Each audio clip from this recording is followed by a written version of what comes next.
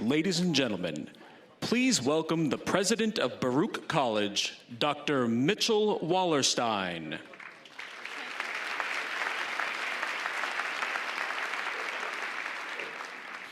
Good morning.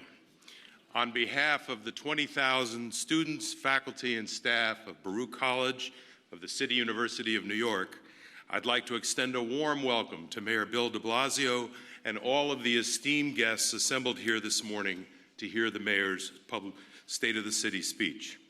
Among the many city officials and public servants present, I would like to offer a special welcome to former Mayor David Dinkins, New York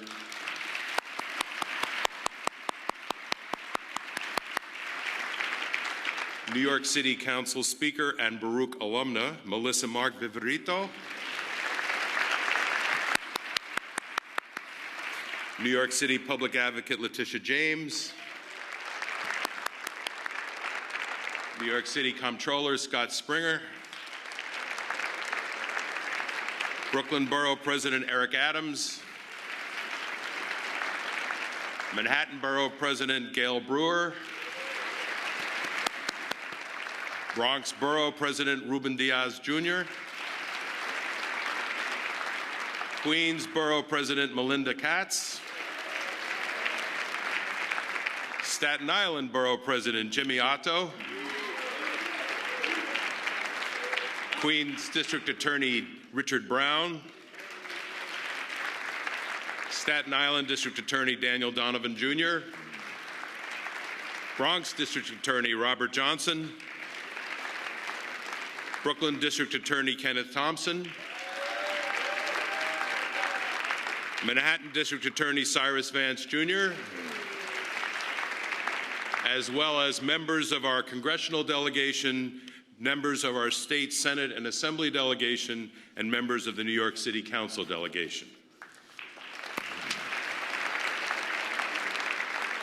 Baruch College and the City University of New York trace their roots to the Free Academy, which was built on this very location in 1847. Thanks to the foresight of the city leaders at that time, the Free Academy was the first institution of higher learning that charged no tuition to the city's growing immigrant population. New York's leaders believed then, as they do now, that a quality higher education at an affordable cost is essential to building a qualified workforce and a growing economy. Baruch is proud to continue that same mission today. We are recognized nationally for providing a high-quality education through the Zicklin School of Business, which is the largest collegiate business school in the United States, the School of Public Affairs, which trains hundreds of graduates each year for careers in city government and the city's not-for-profit sector, and the Weissman School of Arts and Sciences. Just as our city leaders did in 1847, the leadership of Baruch and CUNY appreciate the support for our critical mission from a mayoral administration that is committed to providing social and economic opportunity to every New Yorker. It is now my pleasure to introduce Police Officer Lauren Leggio, who will perform our national anthem. Thank you.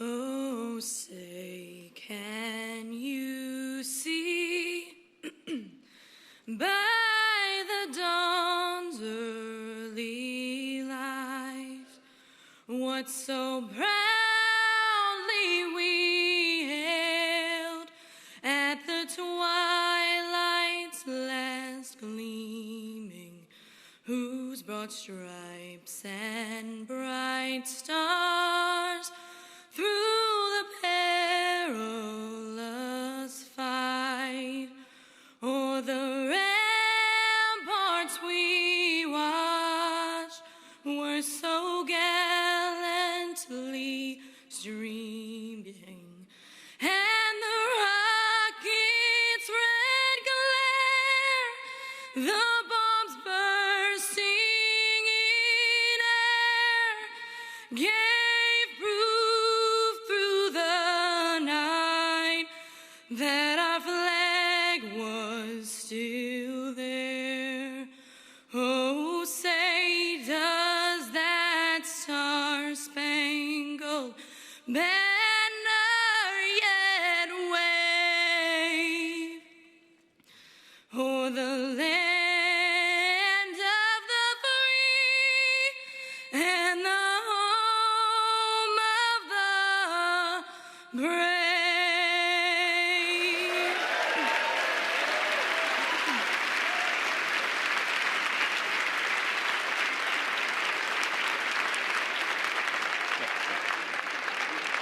Ladies and gentlemen, please remain standing and welcome Frederick Trapp from the New York City Department of Sanitation, who will lead us in the Pledge of Allegiance.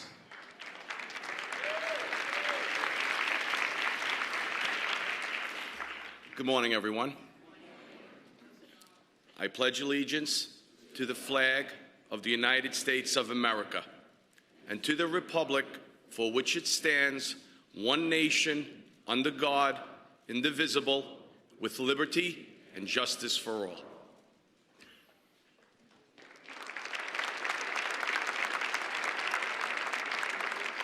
Ladies and gentlemen, please remain standing for the invocation from Reverend Gabriel Salguero.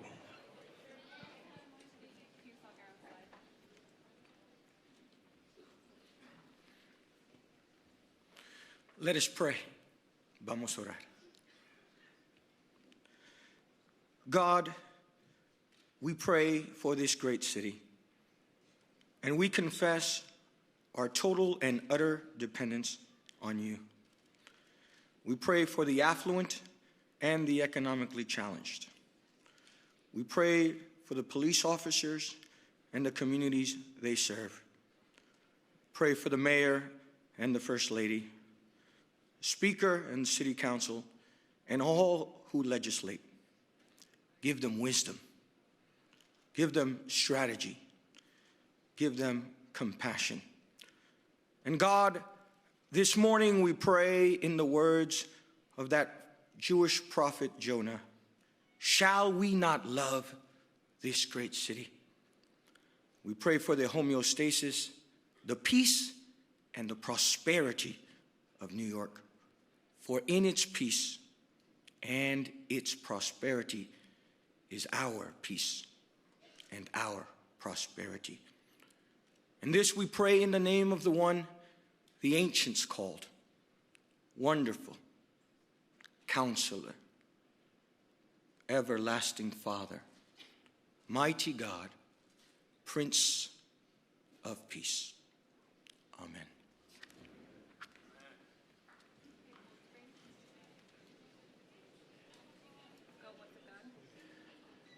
Please welcome Fort Greene native Cheryl Morse.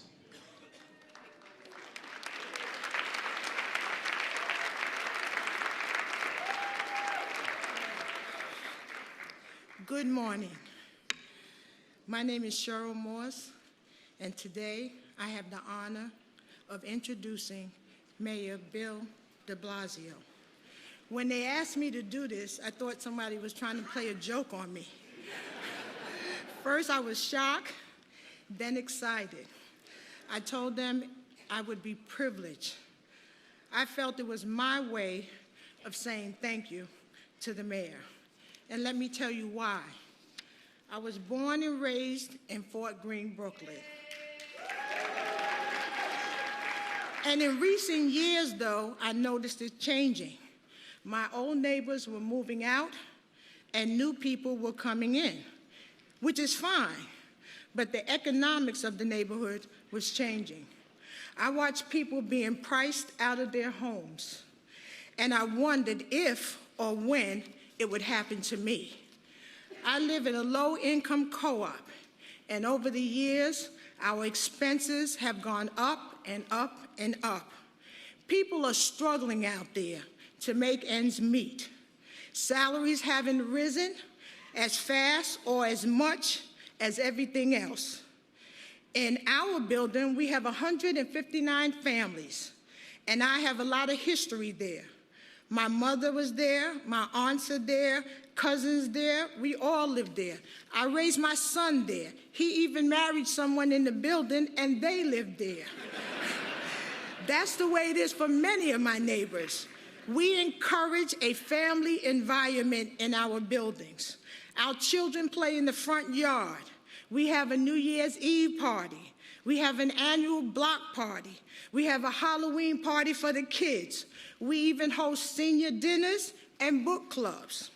One summer, we raised money to buy paint and plaster to help fix up people's apartments. We started with the seniors, and then we went apartment by apartment to see what help was needed by anybody else. We've always taken care of ourselves. It's an old building, and that means a lot of things need fixing. The board of directors reached out to the city for funding. And in December, the mayor and his administration came through for us.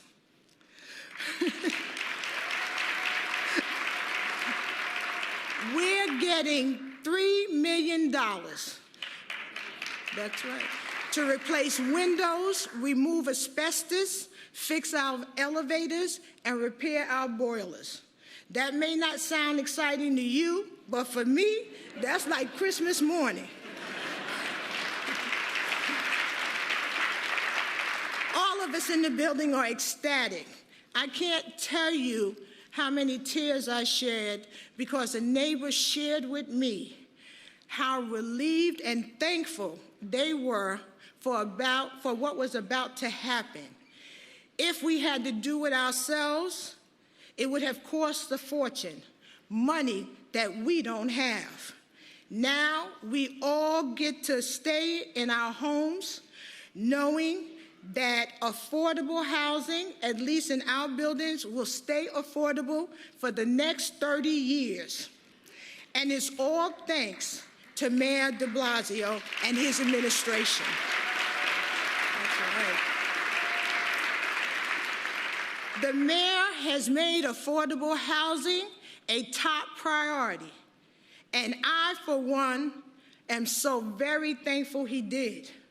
So, ladies and gentlemen, it is my true pleasure to introduce my mayor, your mayor, the mayor of New York City, Bill de Blasio.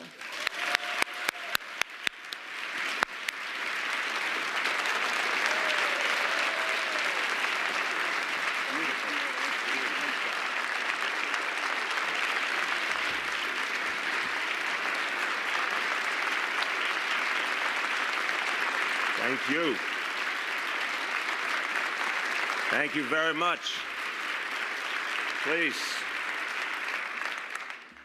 Isn't Cheryl amazing?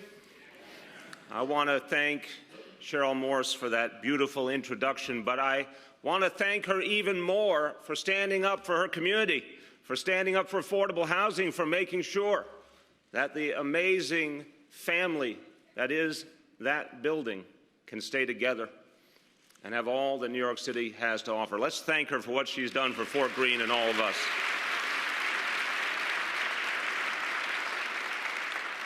I want to thank Mitchell Wallerstein and everyone at Baruch. It is an honor to be in this wonderful college that epitomizes opportunity and possibility for all New Yorkers. Let's thank everyone at Baruch. Let's thank the extremely talented Officer Leggio of the NYPD for the beautiful rendition of the national anthem. And let's thank Frederick Trapp, the Sanitation Department, for all he does for us. Thank you. Good week for the Sanitation Department. Well done. I want to thank my friend, Reverend Gabriel Salguero, for his wonderful blessing on us all and for all he does for this city. Let's thank Reverend Salguero.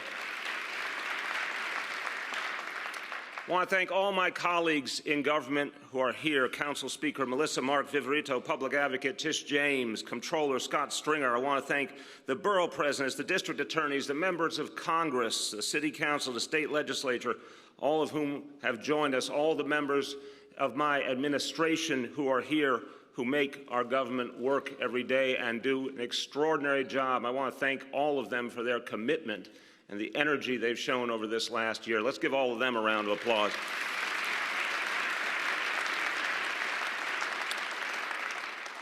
There's one member of my administration I feel particularly strongly about. I'll mention her in a moment. But the reason I met her is really due to a thanks I owe a previous boss of mine who created an environment where good things happen and people got to meet each other. I'm referring, of course, to Mayor David Dinkins. Thank you for all you have done for this city. And even though you did not know you were arranging a blind date between Shirlane and I, that's what happened. And because of you, I met the love of my life who is doing so much good for this city, our First Lady, Shirlane McRae.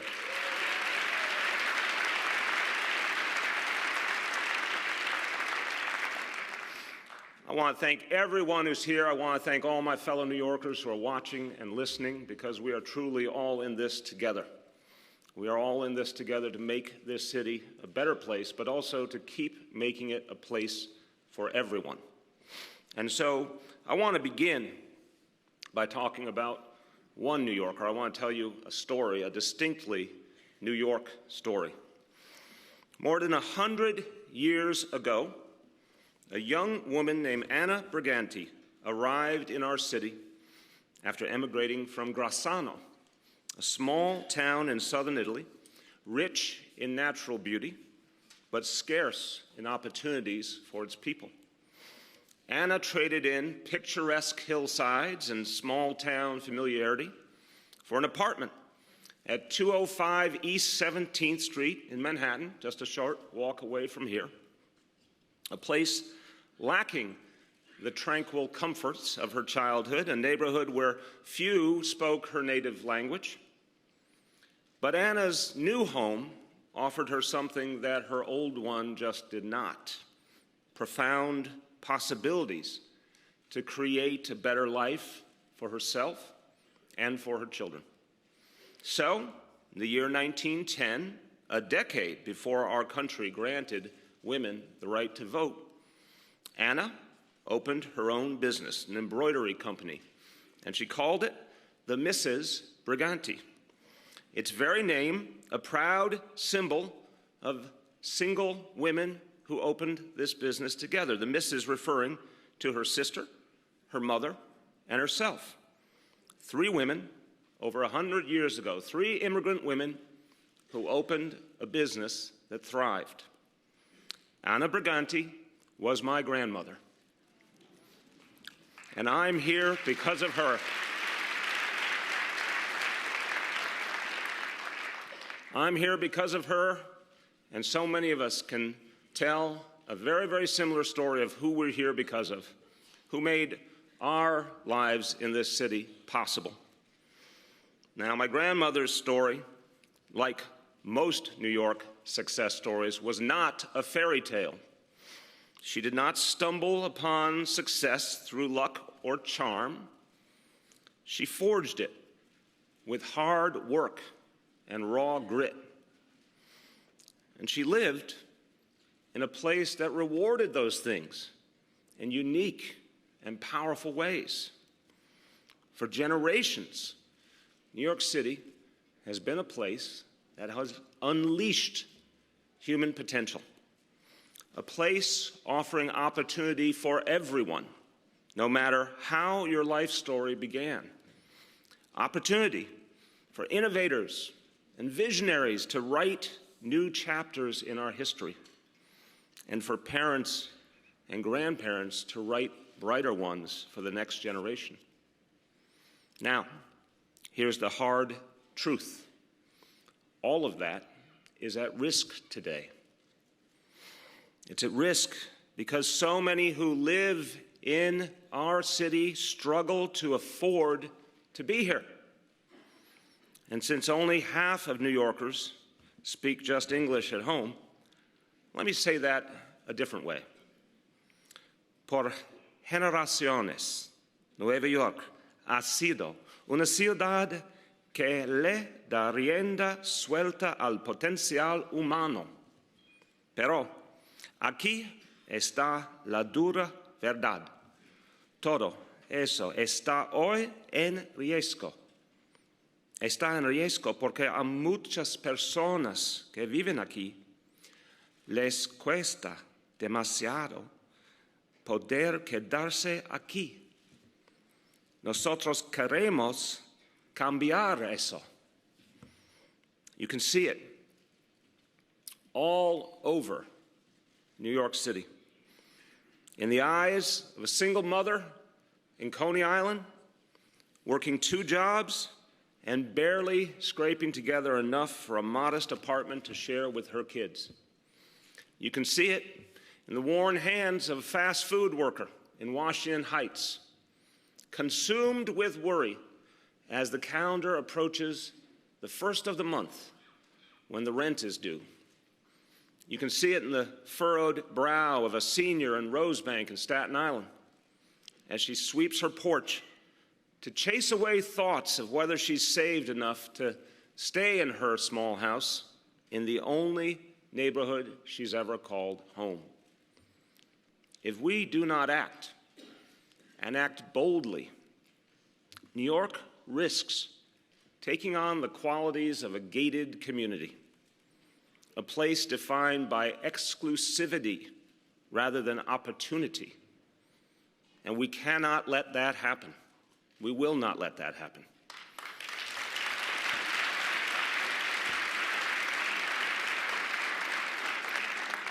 Over the past 2 years, I've spoken about the need to take dead aim at the tale of two cities and about our vision for creating one New York, rising together, a city where everyone has a shot at the middle class.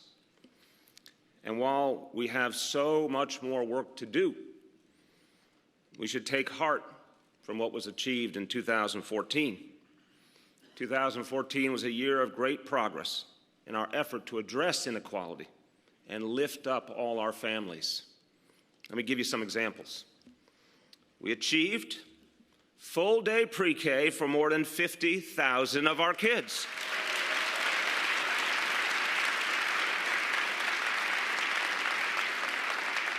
And there's more to come in 2015. We nearly doubled enrollment in after-school programs for middle school kids in all 5 boroughs. By executive order, we expanded living wage coverage to 18,000 more workers.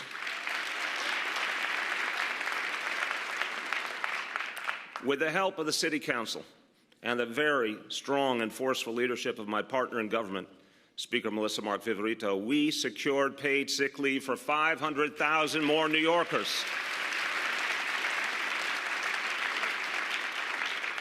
We ended the overuse of stop and frisk, reducing stops by over 75%.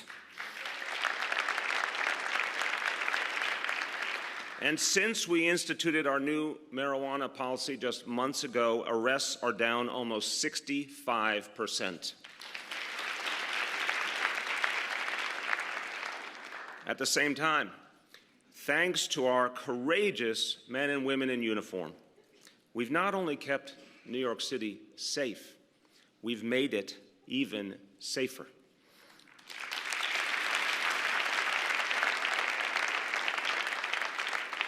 Our NYPD officers helped bring the city's crime rate to an all-time low, with the smallest number of murders, robberies, and burglaries in our history.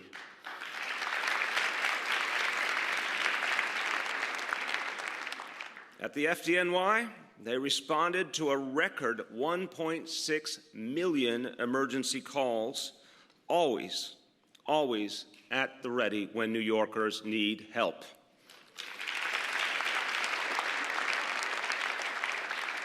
And let's thank everyone at the Correction Department. They made sweeping reforms last year, including an end to punitive segregation for adolescents in city jails.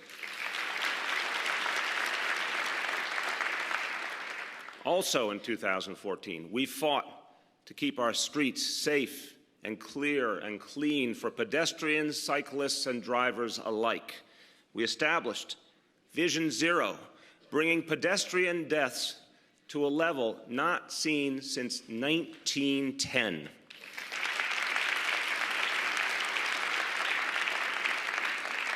And I just want to say, we had high hopes for Vision Zero, and we're going to do even more. But if you told me together in year one we would bring deaths down to a level of a century ago, I would have told you you were being too ambitious. But it never hurts to be ambitious when we're trying to do good for our people, does it?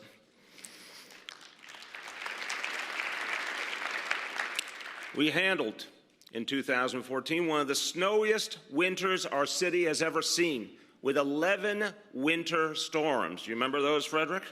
all 11 of them. And after our sanitation workers did an extraordinary job clearing the streets, let's thank them.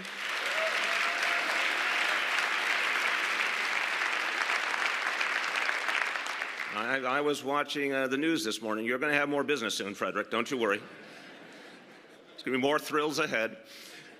After sanitation workers did an incredible job clearing our streets, our Department of Transportation workers filled nearly 500,000 potholes.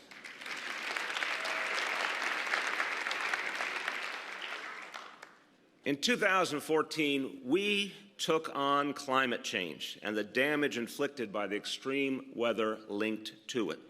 We built on the strong environmental record of the Bloomberg administration by committing to 80 by 50, and this is incredibly important. It is a game changer. A dramatic 80% reduction in greenhouse gases in our city by the year 2050. That's what we're going to achieve.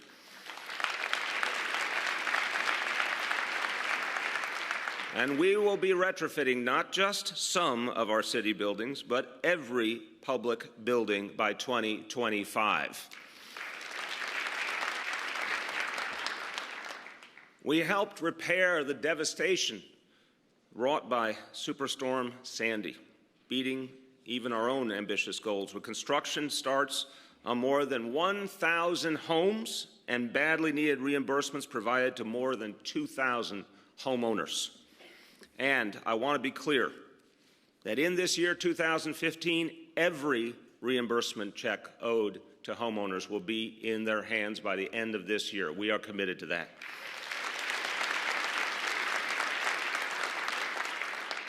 From Staten Island to Canarsie to the Rockaways and so many other parts of our city, families hit by the storm have been through so much. This administration will finish the job of helping them rebuild. In 2014, we balanced our budget, and we did it in a way that was honest, responsible, and in keeping with our progressive values. We came to contract agreements with over 71% of the city's workforce. 71%. And if you want a comparison, that's up from 0 the year before that. We signed deals that are fair to both our city workers and our taxpayers. We awarded $690 million in contracts to minority and women-owned businesses. That is a 57% increase from the year before.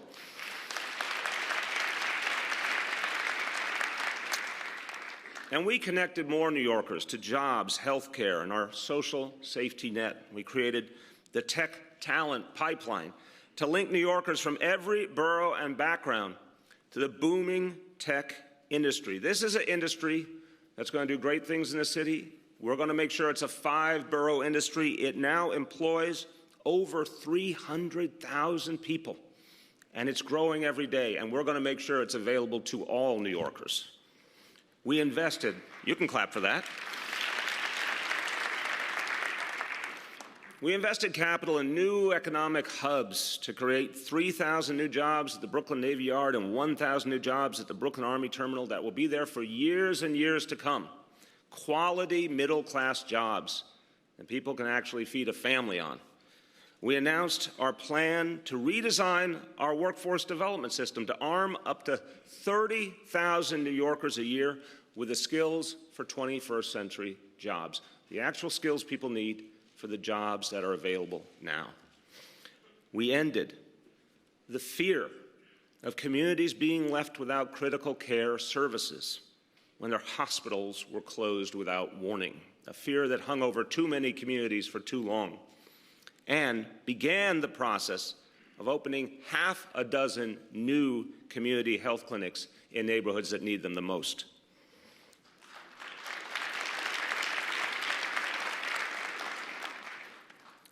I know there's a lot of people in the room who can relate to this one. We ended a ticket blitz on our small businesses. And we are on track to save them $5 million in petty fines, money they can put towards things like building their business and hiring more people.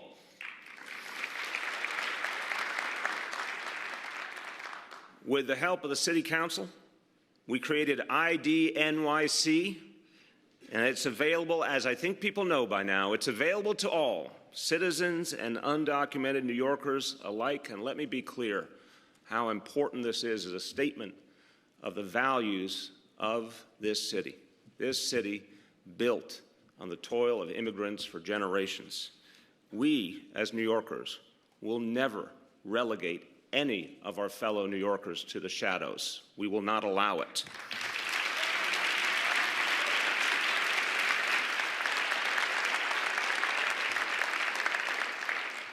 And ladies and gentlemen, the people have responded to the new opportunity created by ID NYC, a bit more than we expected, I might add. I'm happy to report that less than a month after this program's inception, more than 180,000 New Yorkers have already made an appointment to get their ID.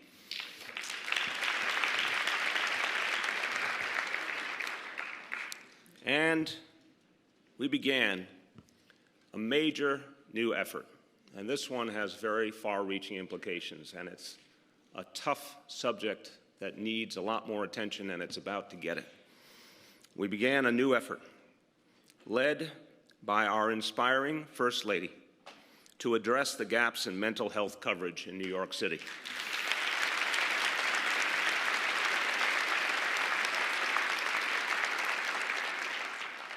This issue is personal. It's personal for all of us. It's personal to Shirlane and me.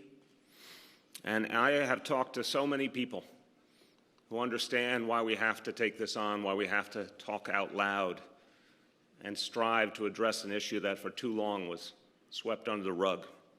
So many families have watched as their loved ones fell through the cracks of an inadequate system. We have to change that, and I can't think of a smarter, stronger, more compassionate person to lead our effort for change than our First Lady. Let's thank her.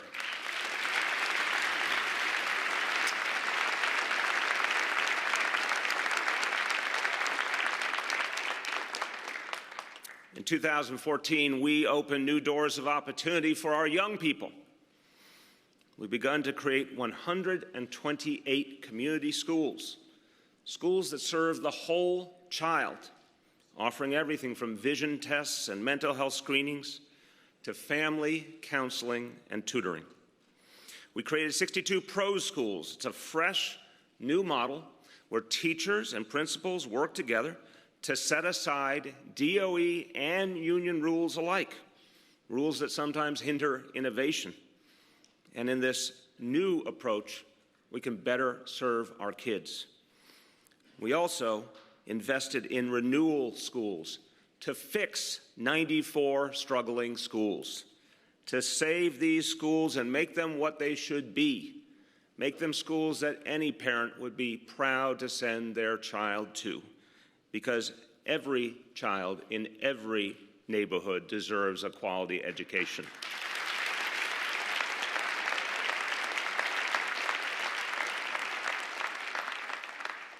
Now, all of these things will make our neighborhoods stronger, and they'll make life better for so many people in our city. But let me state the obvious. You can't tap in to all that's good about New York, all the opportunities New York has to offer, if you can't afford to actually live here. So, let me put it this way. While the state of our city is strong, we face a profound challenge.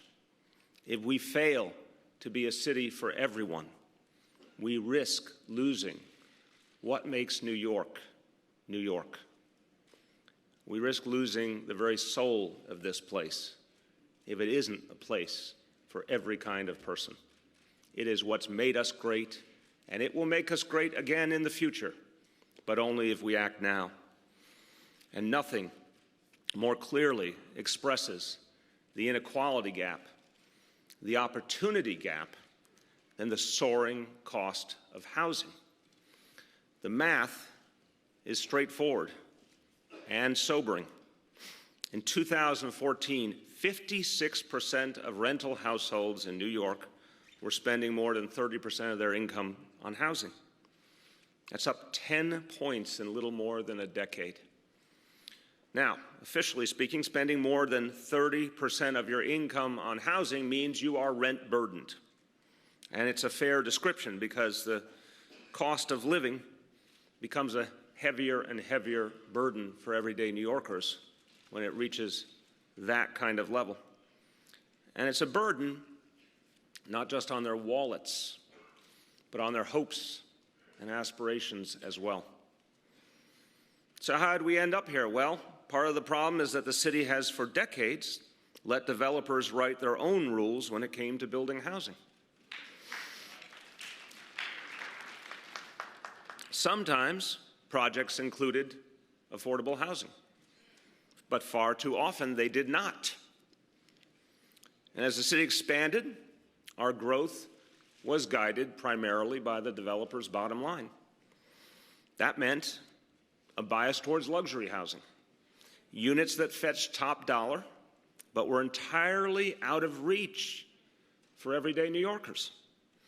Multi-million-dollar homes that drove up rents in the neighborhoods, all without a corresponding menu of affordable new options.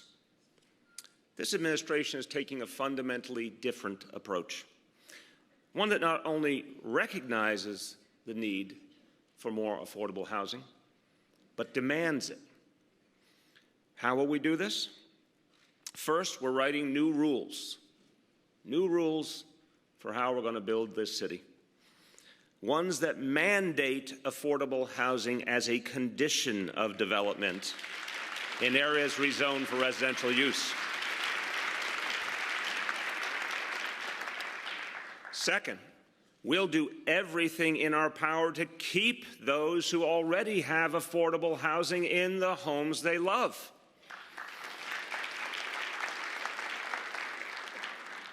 And third, we know it's a crowded place. There's only so much land in New York City. So we'll create more affordable housing by literally building up, adding density to appropriate parts of our city. Now, let me explain what this means. We are not embarking on a mission to build towering skyscrapers where they don't belong. We have a duty to protect and preserve the culture and character of our neighborhoods, and we will do so.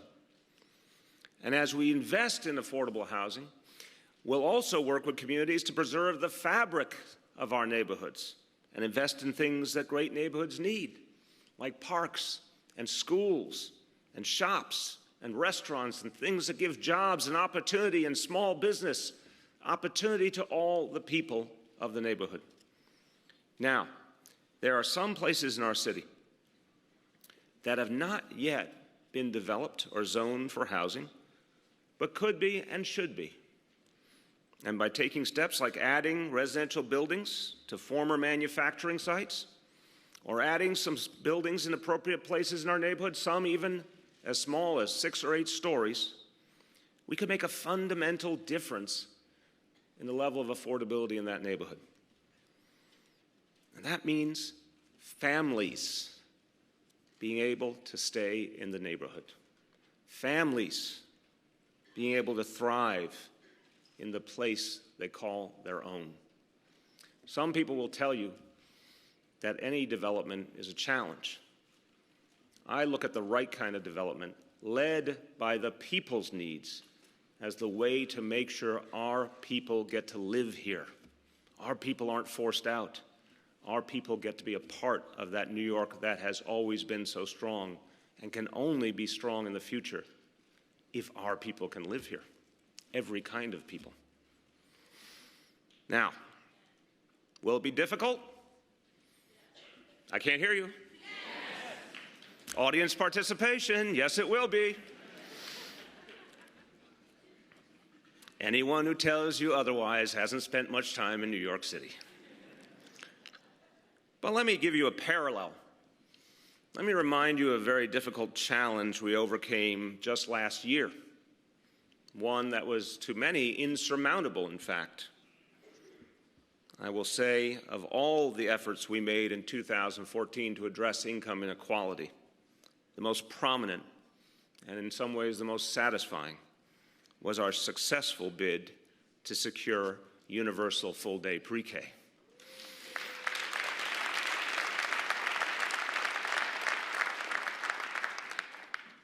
Prominent and satisfying because it was bold and meaningful and would touch the lives of thousands and thousands and thousands of families in a way that would literally frame better futures for them and their children.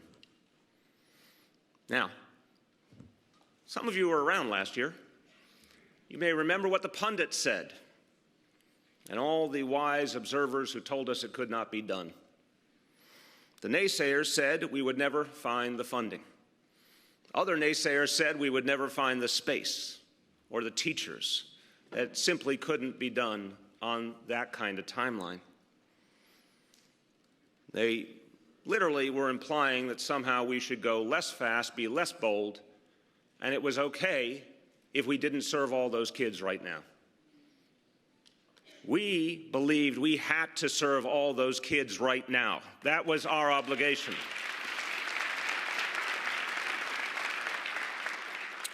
Well, there are some naysayers, but there's a lot more people who believe that things can be better and are willing to do something about it.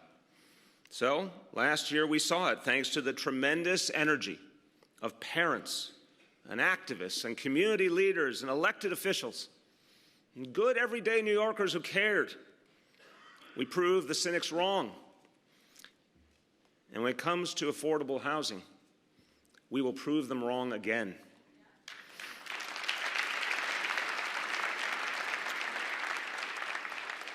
In fact, we've already started. We're already making real progress towards a more affordable New York. Here's how. First, last year, our Rent Guidelines Board passed the smallest rent increase ever in its history, based on the facts. They helped protect tenants from being squeezed unfairly by landlords. Second, we're following through on a plan to build and preserve affordable housing on an unprecedented scale, and that began in earnest in 2014.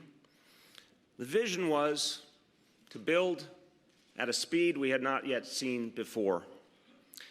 We committed to the construction of 80,000 new units of affordable housing by 2024. 80,000 new units, plus 120,000 preserved units.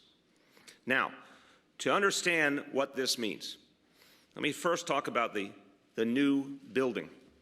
To achieve 80,000 new affordable units by 2024, that means building at twice the average annual rate of the last 25 years. That takes will and that takes focus. And guess what? We have those things. And we will achieve that because our people need that housing now.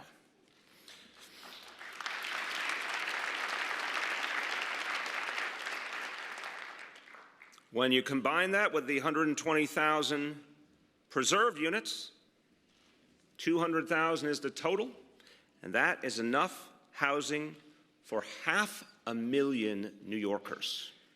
500,000. Would you like a comparison? I think you would. 500,000 is more people than within the city limits of Miami. Take that, Miami.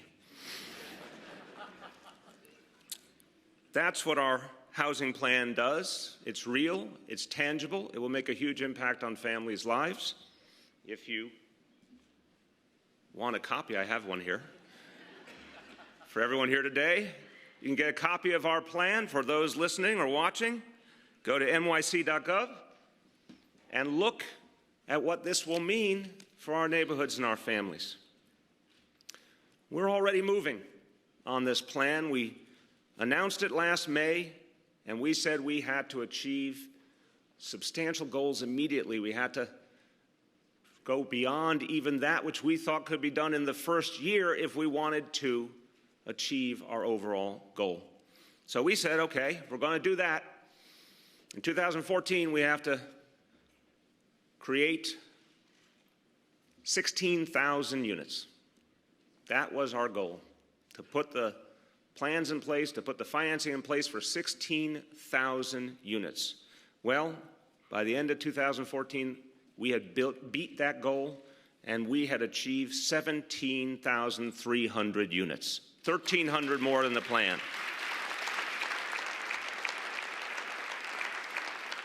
Now, I'm going to say this throughout, and I'll probably say it a few hundred more times over the next few years. 1,300 more units than were planned means 1,300 more families for whom the #1 expense in their life has been addressed. And then all other things are possible for them.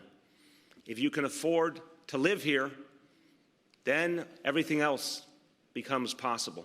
What you want for your children, what you want for your career, what you want to do to take advantage of this great city. That difference, 1,300 more families, that's the way we win this, family by family, unit by unit, until we meet our goal. Now, that's the affordable piece.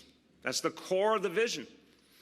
But meanwhile, if we want this city to be more affordable, we need more market housing too, because there's going to be a lot more people here. The projection is 9 million people by 2040. So we're going to make sure that every kind of housing is built. We have a plan for the construction of 160,000 units of market rate housing on top of the 200,000 units of affordable housing. All told, this plan will create hundreds of thousands of construction jobs over the next decade. Hundreds of thousands of construction jobs and over 20,000 permanent jobs for the people of this city.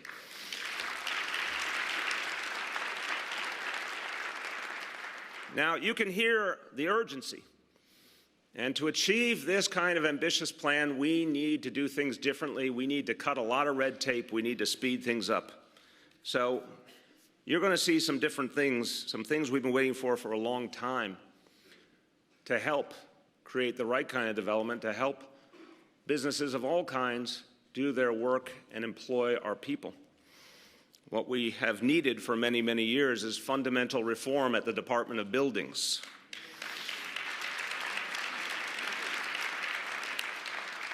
To my brothers and sisters in the City Council, I remember in the 8 years I was a council member how many complaints I got about the Department of Buildings. I believe they led in that category each year. Can you relate to that?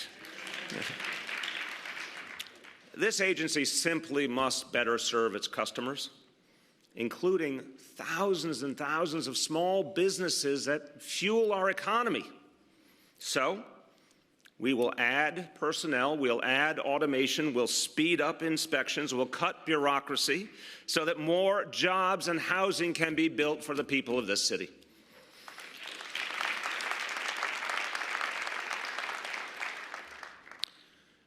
And our urgency demands of us new tools across the board.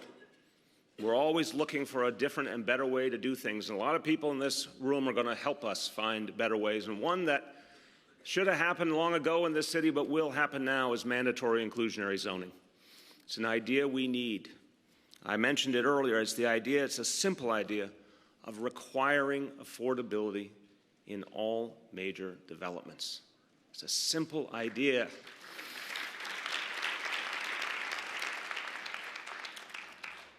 It's not an option. It's not a maybe. It's a requirement. It has to happen. That's the way we change the reality of our city. Now, you want a living example of this approach? Look at Astoria Cove in Queens. As a result of the mandatory inclusionary zoning framework adopted by this administration, and I tip my cap, the City Council's very tough negotiations, 465 units of affordable housing will be created on this one site alone. 465 units. Guess what I'm going to say next? That's 465 families whose lives will be changed forever, who can live here, can live in their neighborhood, can afford to be New Yorkers rather than having to go find a different city they can afford. It means that hundreds of kids will grow up in the city that their parents and grandparents helped to create. Now, let me give you another comparison for perspective. Astoria Cove is a site in which the previous city zoning policy wouldn't have required any units of affordable housing. 0. Literally, that was the original plan 1 year and 1 month ago. And earlier than that, 0 units of affordable housing. So if you want to see the difference that this policy change makes, just visualize the difference between 0 families having affordable housing and 465 families having affordable housing on just one site in Queens. That's an example of where we're going.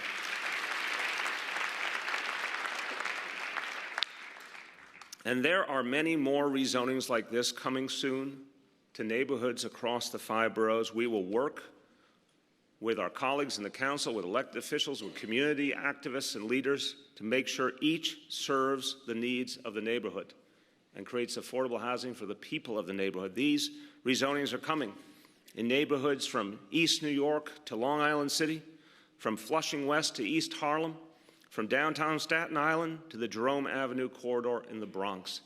All neighborhoods where people desperately want affordable housing so they can continue their lives.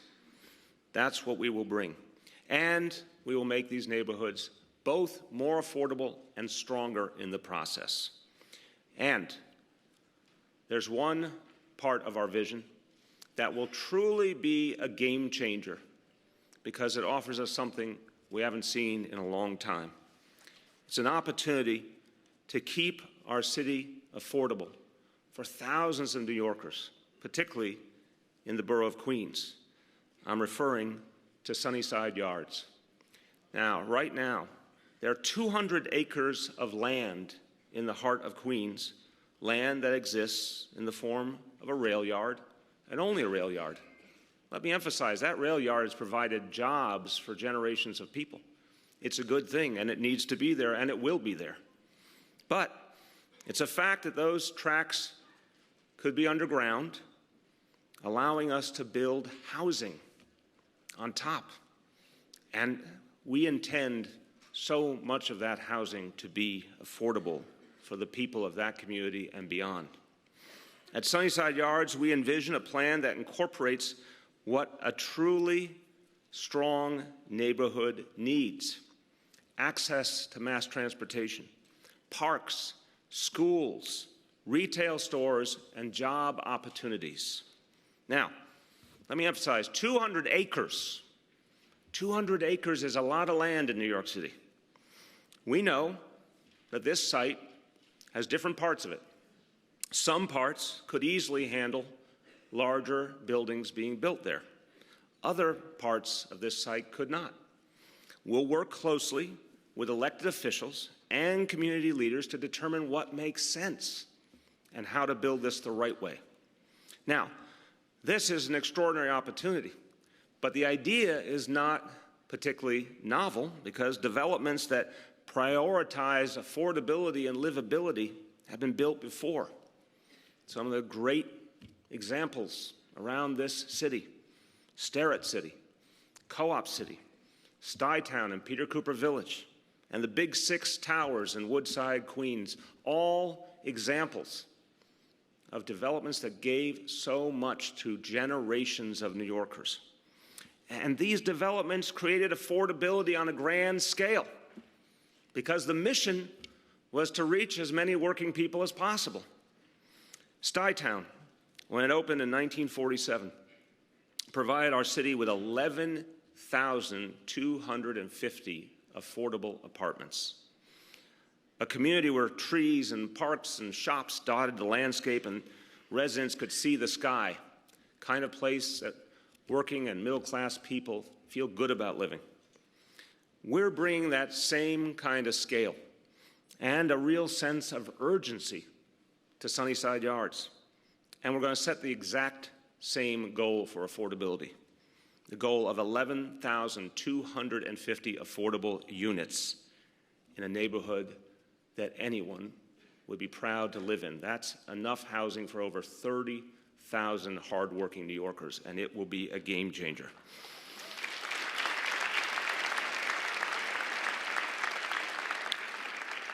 And I want to make a clear point, because we've all watched over the last decade with real concern what's happened with Stuytown and Peter Cooper. That history is not over yet, and we're going to fight to protect affordability.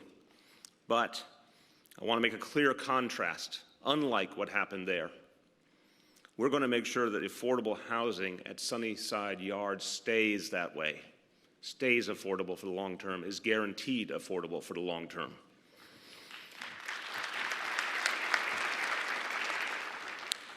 To paraphrase one of my former employers, it takes a village to build a neighborhood. So we look forward to working with the whole community, with our elected officials. We look forward to partnering with Amtrak and the MTA in an extraordinary effort to create something wonderful for all at Sunnyside Yards. Let me talk about another transformative opportunity that lies in the Lower Concourse neighborhood on the waterfront of the South Bronx. And when I say that, for a lot of people, when you hear the phrase South Bronx, unfortunately, we go back in time in our minds. We remember that phrase as synonymous with profound urban problems. But the South Bronx has been coming back strong, and waterfront development will be a big step forward. When we look at this new project, we don't think about what used to define the South Bronx. We think about what will define the South Bronx in the future as a great community for all. With a $200 million capital investment, we can stimulate the development of 4,000 new units of housing, much of it affordable, and provide the parks, schools, and commercial development that support a growing, thriving neighborhood. And we look forward to partnering with Speaker Mark Viverito and our colleagues in government to make an investment that will bring hope and opportunity to a neighborhood that deserves it. There's tremendous potential in the South Bronx, and there's tremendous potential in other neighborhoods that have often been left behind. And if you want to talk about a neighborhood that has often been left behind and has not been given the opportunity to reach its potential, let's talk about the Rockaways. Battered by years of economic distress, even before Sandy's gale force wind struck, there's no place in our city that has persevered through more challenges. Our plan will jumpstart the process of acquiring underutilized properties in the Rockaways, and I mean areas that are blighted or vacant and have been not just for years, in some cases for decades. And we will create new affordable housing for thousands. But anyone who thinks about that immediately will say to themselves, well, wait a minute, if we're going to have affordable housing, how are we going to help people get around? What's the role of transportation in making sure people have access to opportunity and connecting to where the jobs are all over the 5 boroughs? Well, we thought about that for years. For years, the conventional wisdom in this town has been that certain neighborhoods are simply doomed to isolation because of their geography. And we reject that notion. Today, if you live in one of those neighborhoods, the Rockaways or Red Hook or Soundview, among others, a job in Manhattan can easily mean an hour or more of commuting, even when the skyline is clearly visible from your home. You can actually see the opportunities in that borough, but practically speaking, it's very, very far away. We will change that. Today, we announced that we're launching a new citywide ferry service to open for business in 2017.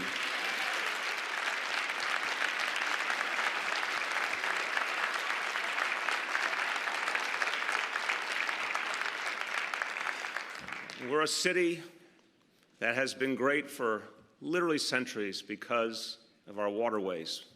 We're the ultimate coastal city, but somehow we haven't had a true ferry system in decades.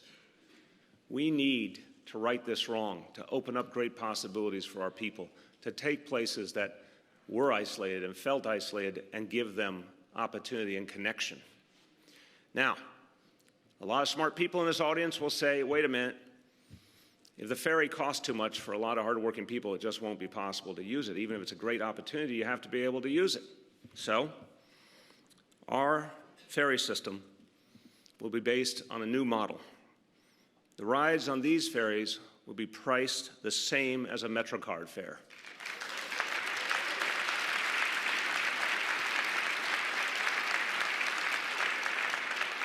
So ferries will be affordable to everyday New Yorkers, just like our subways and buses. And for residents of the Rockaways, of Red Hook, of Soundview, among other neighborhoods, opportunity will be closer and more available. And it's not just about connecting residents to the many jobs that exist in Manhattan. A new citywide ferry system will spur the development of new commercial corridors in the outer boroughs as well. Create jobs in those neighborhoods for people who need them there. And we want mass transit to be more available throughout the outer boroughs, because we know that will unlock so much for so many people. So we're going to expand bus rapid transit, or BRT. Our plan is for routes serving 400,000 New Yorkers along key thoroughfares like Utica Avenue in Brooklyn and Woodhaven Boulevard in Queens, completing a network of 20 routes over the next 4 years.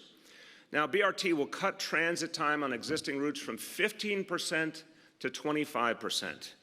That means New Yorkers spending less time in transit and more time living their lives, more access to the things they need.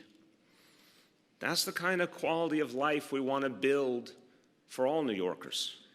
We want everyone to have access to what is here. And there are some New Yorkers we have a particular obligation to and a particular need to support. Let's talk about our veterans. Let's talk about what we owe them.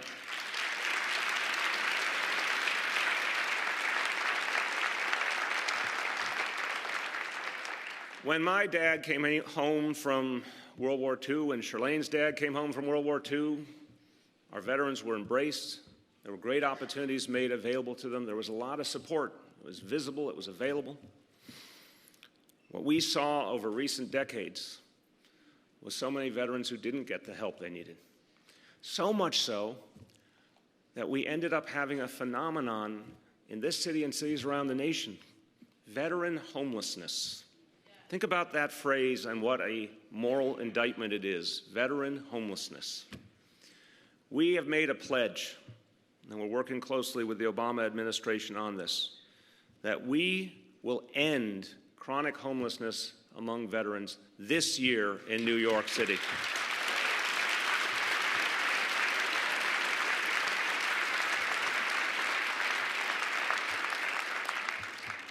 Those who fight abroad to protect our freedom should never be left without a home here in the country they defended. It makes no sense. We won't let it happen. Second, I want to talk about those we owe so much to, and you saw the picture of Anna Briganti before. As I said, I wouldn't be here without her. We all owe so much to the seniors in our lives who made it all possible.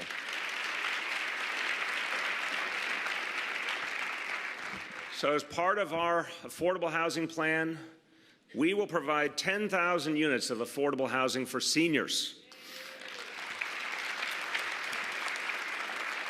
These are people who have worked their whole lives hard to make this a great city, deserve to retire in dignity. And we know so many of them are on fixed incomes. And when the prices around them rise, they don't have a choice. They don't have a way to get new income. They need our help, and they will get our help. They deserve our help. Third, I want to talk about a community that is so important to everything that makes New York City great and has been for generations. Our cultural community, our artists, our musicians. We know that New York City is a place with a legend, in fact.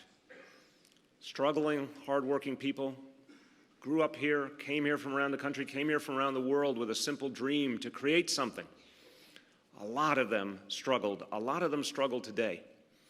Through their struggles, through their vision, they create extraordinary things that came to define this place. We received so much from them. It helped make us a great global capital. But a lot of times, they kept struggling. So, for all those generations of artistic visionaries, we want to do something different now. We'll provide 1,500 units of affordable live-work housing for artists and musicians who make New York City such a great and vibrant place.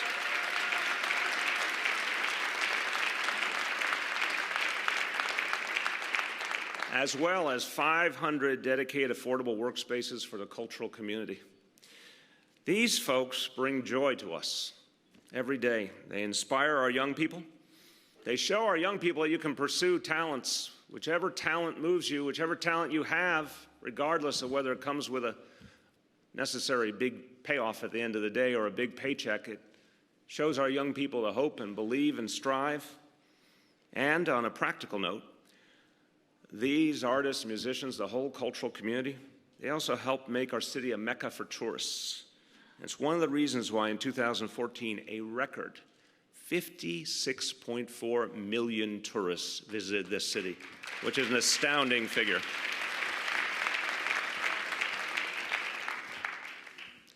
So we're going to make sure we support people who have done so much for us.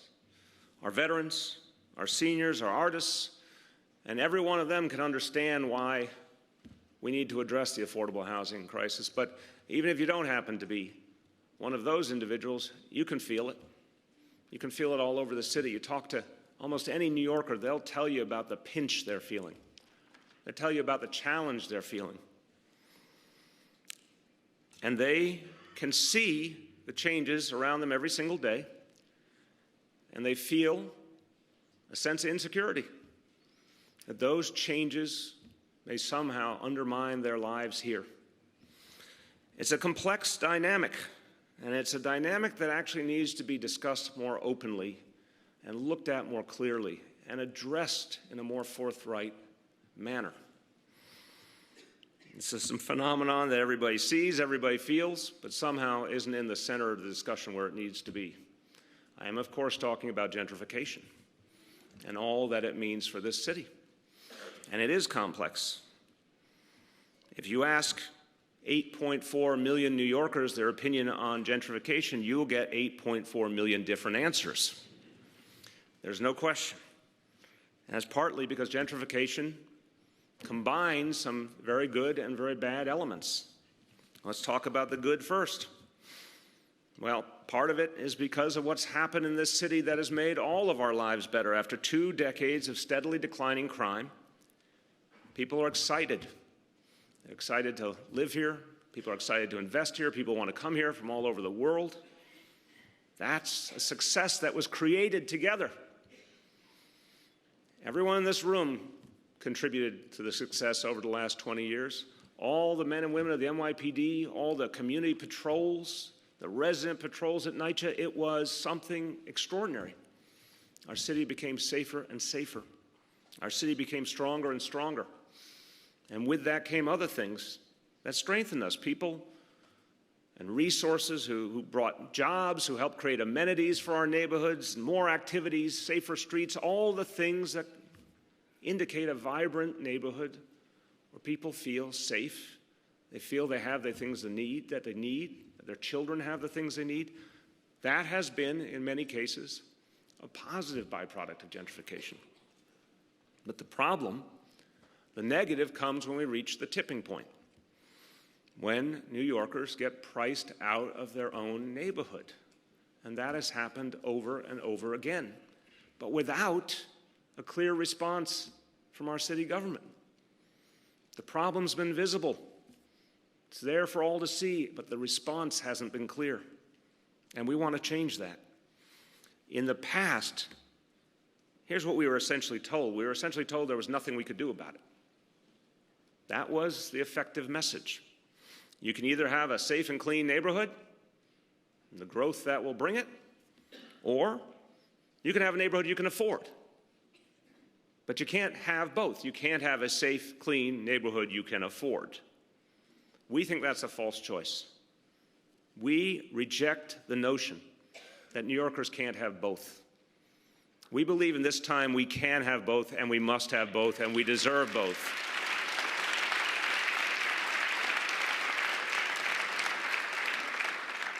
We had a discussion of a colorful way to describe that false choice. There are many words you can use to talk about when you aren't being told the whole truth.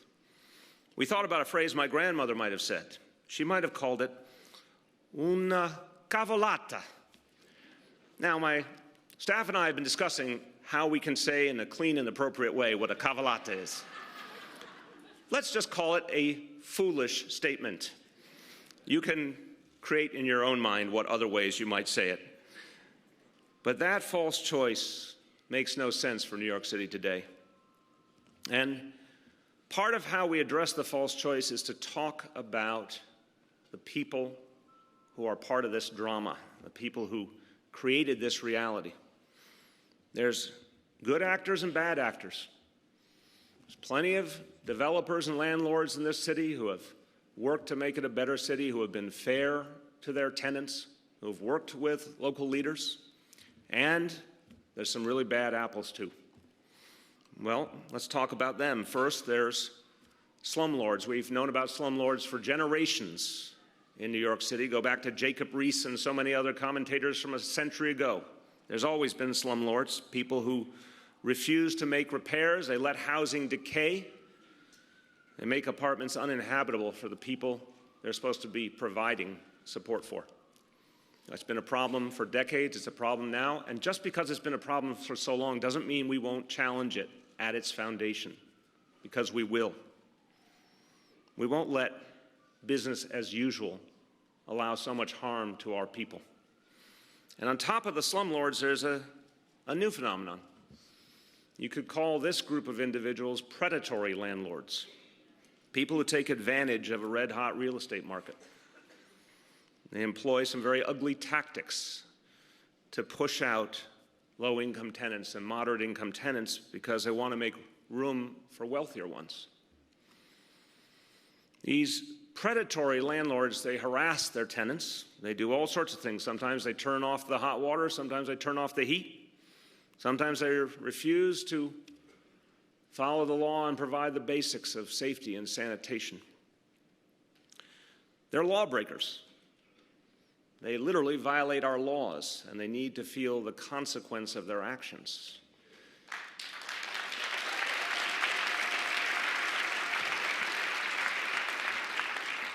But it's not just that they violate our laws, they violate our values as New Yorkers.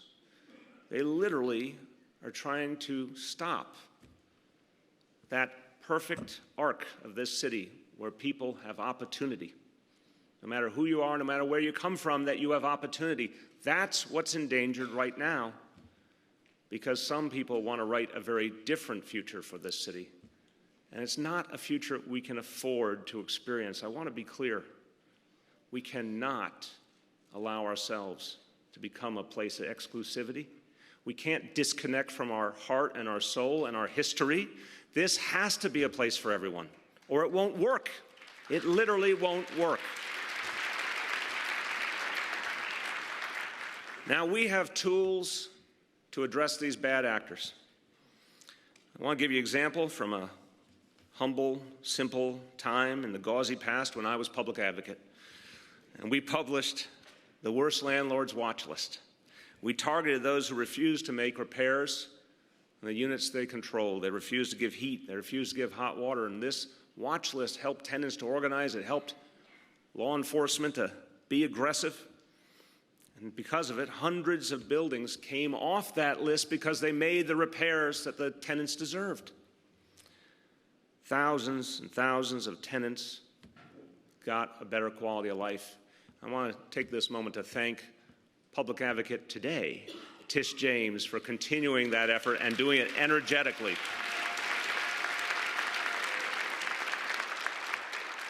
Tish doesn't do anything halfway. Thank you, Tish. So that's one example of the kind of thing that changed the rules of the game. But there's a lot more we have to do. There's a lot more we can and will do as a city. We're absolutely committed to using every tool we have to stop the harassment, to stop the lawbreakers, to protect affordable housing in every way. But we are not alone. There's another actor in this drama. Let's look to our north, because Albany has responsibility for enforcing our rent laws. But too often, that just doesn't happen. We need Albany to step up. We need Albany to enforce these laws aggressively, and we need it now.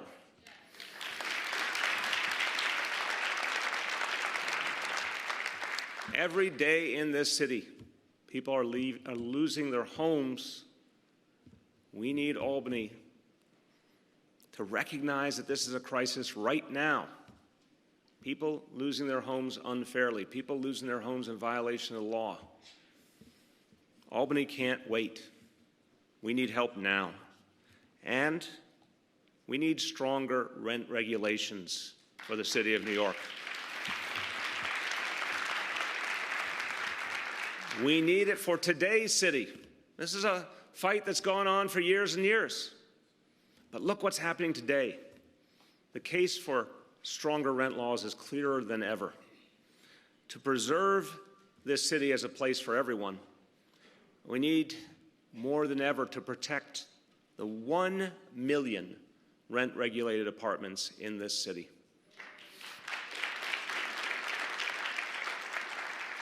Think of how crucial that is. If this is going to be a city for all, well into its future, if this is going to be a city that continues its historic success and inclusion, those 1 million rent-regulated units are right there in the core of the matter. It is, for so many New Yorkers, the only way they make ends meet. It's the only path they have to the middle class. We need to go and fight for the kinds of laws that will protect them. And if Albany believes in opportunity for all, then we will see rent laws strengthened in 2015.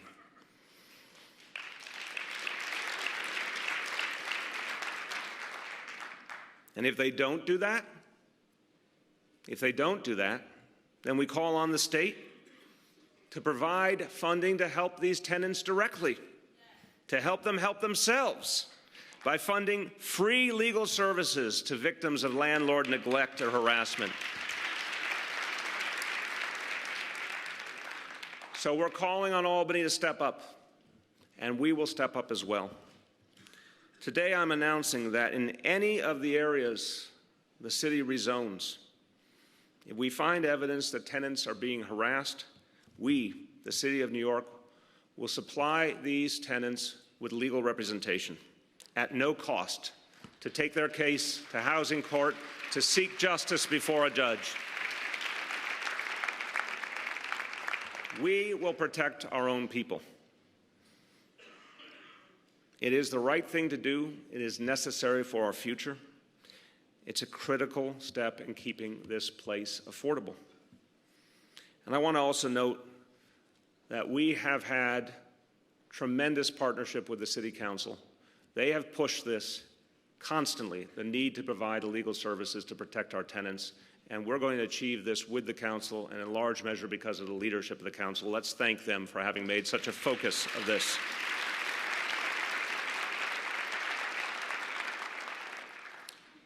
So, bringing the pieces together, all the steps I've talked about on affordable housing today, from responsibly building up, to placing new demands on developers, to providing affordable housing for New Yorkers, to focusing on those who need it most, to targeting predatory landlords.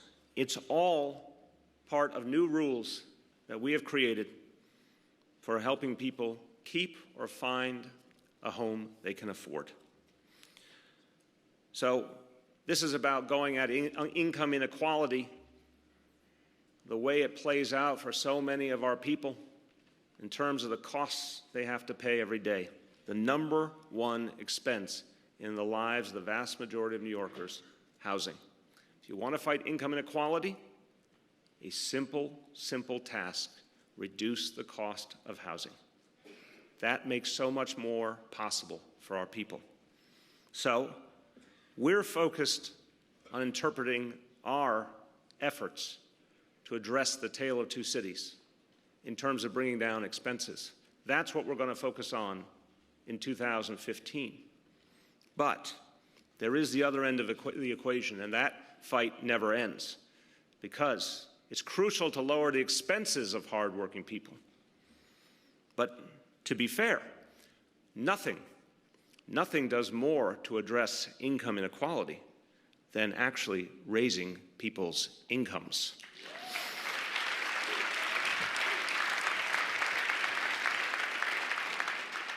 I bet you've guessed this one already. There's one critical step that could do so much good. Let's raise the minimum wage.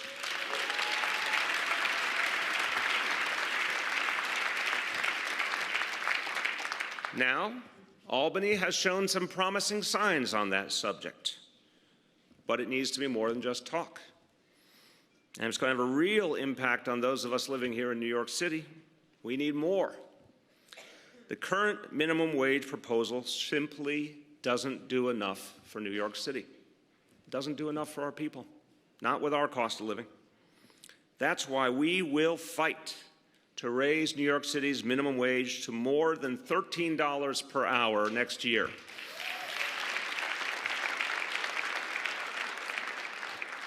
And it may seem arcane, but it's absolutely essential. We will fight to add indexing to the minimum wage, which will bring us to a projected $15 an hour by 2019. That's how we get to $15 an hour. And why is indexing so important? Because it means that hardworking people have a guarantee about what their minimum wage will be. They won't have to wait years and years and years for politicians to make a decision. Their minimum wage will automatically grow with inflation. That's what indexing means. When you think about it, it's such a common sense idea. We're just talking about a decent minimum wage, and it must grow with inflation so people can actually afford to live. It's difficult to overstate the positive impact this would have on working New Yorkers. Even for those who earn more than the minimum wage right now, this action would create an upward pull on wages for all, an upward pull on opportunity, an upward pull on our whole economy. Now I'll throw you a little curveball. Indeed, Henry Ford, the noted left-wing socialist, Henry Ford, he wanted the workers on his assembly line to be able to purchase the cars they worked to build. Famous part of American history. He wanted people to make enough money to purchase the cars they helped to build. That was a concept that helped fuel America's great economic growth. Henry Ford paid his workers a generous living wage. Now, I assure you, he didn't do it to be charitable. That wasn't who he was. He did it because he knew it was good for business. He knew it would create a market for his product.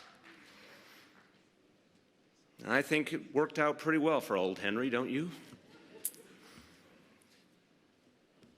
So all the pieces go together: creating more affordable housing, raising wages and benefits, strengthening our neighborhoods by better connecting them to jobs and opportunity. That is how we take on the tale of two cities. Now, it won't be easy. I think we established that earlier today. It won't be easy. And we know there will be critics who will say, once again, it can't be done. That is the simple default position for so many critics. It can't be done. There are those who will say very openly that our city is destined to be a city for the privileged few, not a city for all anymore. But New York City is no stranger to facing big challenges. We have overcome many, many doubting Thomases before. We know how to stare down these challenges. In fact, we revel in proving the critics wrong.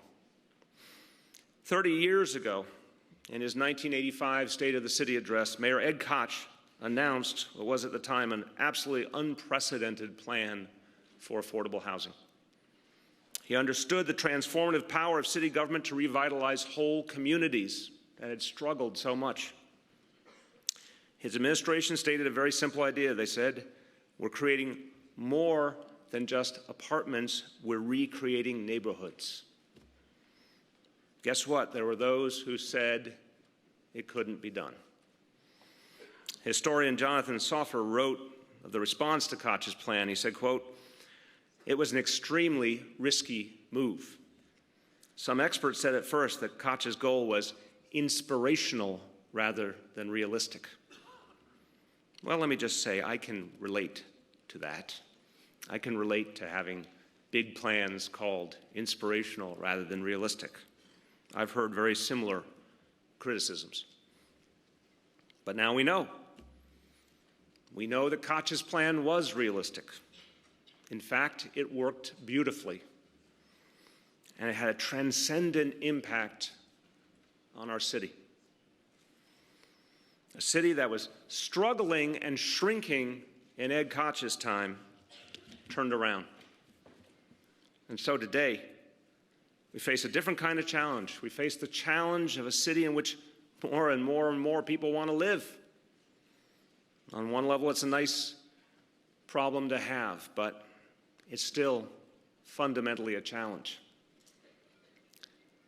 We will simply not lose sight of who we are. We won't lose sight of why our city is a beacon for so many and has been for generations. We can say honestly, our greatness is not because of what makes some other places great. We are not the cleanest place in the world. We are not the most tranquil place. We don't have the best weather, as we've seen this week. We don't have many alluring natural landmarks. But we have something special, something unique, an idea that's at the core of who we are, a promise that ours is a city for everyone and will always be a city for everyone. In our time, we are charged with the sacred duty of keeping that promise. And we won't fail at that mission. John F. Kennedy put it well. He said, "There are risks and costs to a program of action, but they are far less than the long-range risks and costs of comfortable inaction." Like the people of this great city, like the people in this room today, our administration is about action. And will continue to lead a city that reflects all that is great about the human experience, and a city government that shows all that New York City is and can be, and that we are so honored to be a part of. The energy of this city makes so many things possible. To all New Yorkers, I say, your energy invigorates us. Your compassion inspires us. Your resolve compels us to move forward. And now, my fellow New Yorkers, now, let's get to work. Let's do it now. Thank you, and God bless you all.